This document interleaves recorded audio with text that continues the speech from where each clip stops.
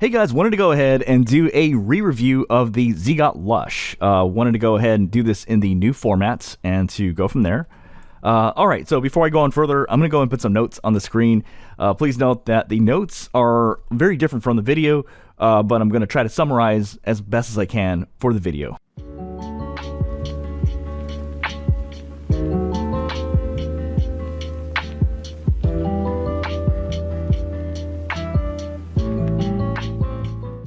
Okay, great. So let's go ahead and talk about the ZiiGaat Lush and to go from there.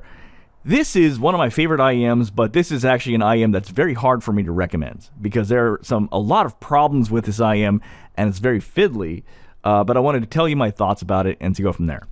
All right, so tonally, what does it sound like? So I would say this definitely belongs in the warm box. So let's just kind of go over a few kind of warm IEMs, kind of in the line of like Mega 5, EST, Dusk, kind of like Kiwi KE4, Duna Kima 2, Truthier Pure.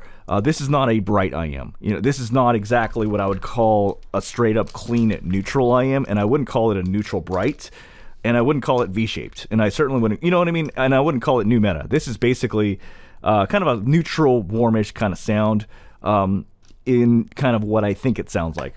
Okay, let's talk different things. Let's talk first bass.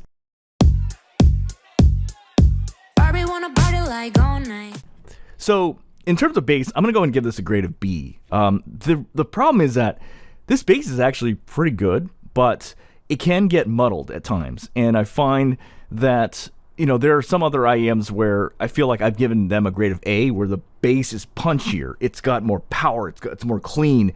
This can be a little muddled at times. And especially, like as an example, when I listen to trance, like trance music, this will muddle some of the bass in that trance song and even the overall tonality of the song of trance song. So in a way, I actually don't recommend this IEM for trance, right? So there's that. Sub bass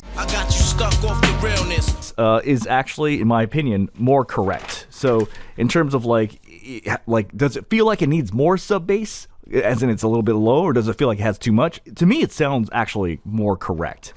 In terms of female vocals,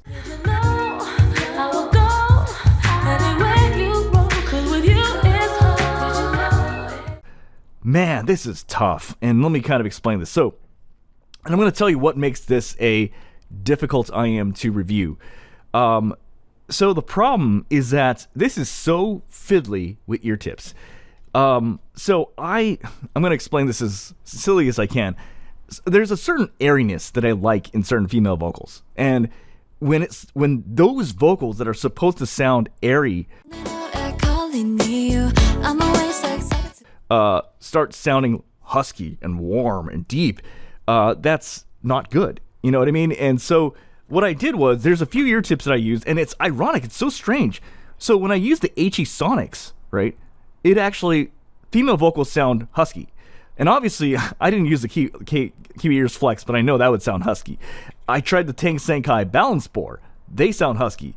And so the funny thing is, this is actually why I said to go with the Moondrop Spring Tips, because what it does is it removes that huskiness from the female vocals and it smooths it out, right? And in my opinion, when you add the Spring Tips, then this IEM is more of an A, like a grade of A in female vocals. But aside from that, if you don't use the right ear tips, female vocals can tend to sound a little bit husky. Now, there is one exception which I kind of found interesting when I was doing this re-review today, or basically, K-Bear 7 ear tips actually do remove that huskiness from their voice. But I find that K-Bear 7 ear tips are extremely uncomfortable with the ZiiGaat Lush. So I just find that that this particular ear tip, the Moondrop Spring Tips, are comfortable, but at the same time, they remove that huskiness from female vocals and they sound good. But because of that, because it's so fussy with ear tips, I can't give this a clean grade of A. So I'm going to go ahead and give this a B, but in my opinion, with Moondrop Spring Tips, it's pretty much an A. But with many ear tips, I would say nearly 90% of the ear tips I've tried, female vocals tend to sound more husky and warm and a little bit too husky, which I don't really like. So now let's talk male vocals. I understand.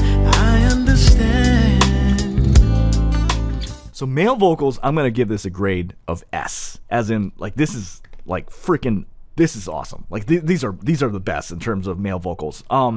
So the thing is, I reviewed probably like 5 or 6 IEMs yesterday, or at least I heard all of them. And the male vocals, I had different ratings of how I rated them. I checked out Dusk, Swan Envy, I checked out Truth Ear Pure, I checked out Cadenza 4, I checked out Tops Pro, I checked out just basically IEMs that people requested that I should do a re-review. This has better male vocals than all of them. It is hard for me to explain how this sounds. Okay, but it actually does make sense when I was actually like, okay, so let me explain what it makes. You know how it makes like female singers sound a little bit deeper and huskier? Well, it makes men sound that way too. And so guys tend to sound more, I'm trying to use the word masculine. I'm just going to say guyish, right? They sound more guyish. And they just sound just badass. They sound so good. And what I did, as I do in every single one of my reviews, is I wear the IM. And then I speak into a neutral microphone. And then I listen to how I sound like when I wear the ZiiGaat Lush. And you know what it sounds like? It sounds like my voice if I was singing or I was speaking through a vintage style microphone. It sounds like it's like old-timey, smooth, warm, vintage. It sounds, I wrote this in my notes. I was like, I wish I had a microphone like this, where I sounded like this all the time. It sounds so good. Now, incidentally, this is a little bit off topic, but it's kind of interesting. I just found out a shortcut. Okay, so I'm gonna tell you, the way I've been doing it before is what I would do is I would get a microphone, I would record, and then plug it into an audio interface, then wear these, then take notes. I realize I don't have to do that. What I just need to do is just save a recording of a neutral microphone of myself and just keep listening to that with different IEMs. I don't have to keep recording it each time. Anyway, for me, I think it's just a huge epiphany.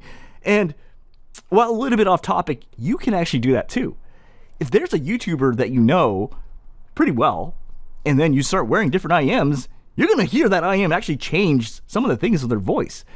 That being said, I do recommend you choose a reviewer who is using a neutral microphone. You know what I mean? Like a Rode NT1. You know what I mean? But I'm going off topic. Anyway, what I'm trying to tell you is that male vocals sound amazing on this. This is like Chris Brown sounded great. Justin sounded great.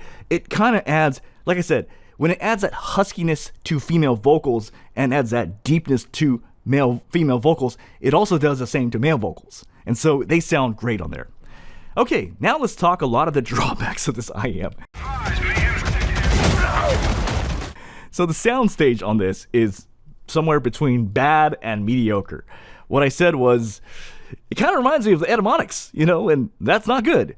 But I'm kind of confused because I remember thinking that the Lush kind of had a little bit more soundstage compared to the Pure, but then also I'm confused because I had different ear tips on the Pure, but it remains to be seen whether this has more soundstage than the Pure or less. So I'm not sure, but I'm going to say it's mediocre.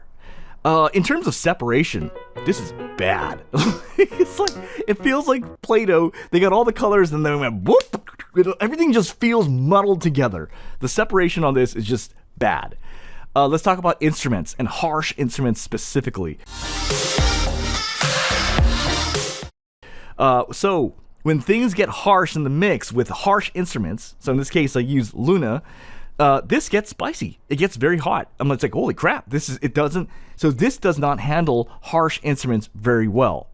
However, and this is what is interesting, and there is a difference, when you actually check this for vocal sibilance, as in voices. We found in season 7, episode 6 of Seinfeld. I went through a whole bunch of vocal sibilant tracks of voices. This is like nothing. You get 0 sibilance at regular volume, and you get nothing. 0 at high volume. So if you ever want to hear voices that have no sibilance, this is the way to go. But this, for some reason, is not impervious to harsh instruments. Last thing I want to say is the comfort on these are kind of bad. I basically found that even with the Moondrop spring tips, it's still not exactly comfortable. but the Moondrop spring tips definitely help the comfort a lot. So I like the Moondrop spring tips because of two reasons. It removes the huskiness from female vocals, but at the same time, it also is more comfortable compared to other ear tips. I think that's why I chose these ear tips in the end. So yeah, hopefully that was helpful to someone, and we'll go from there.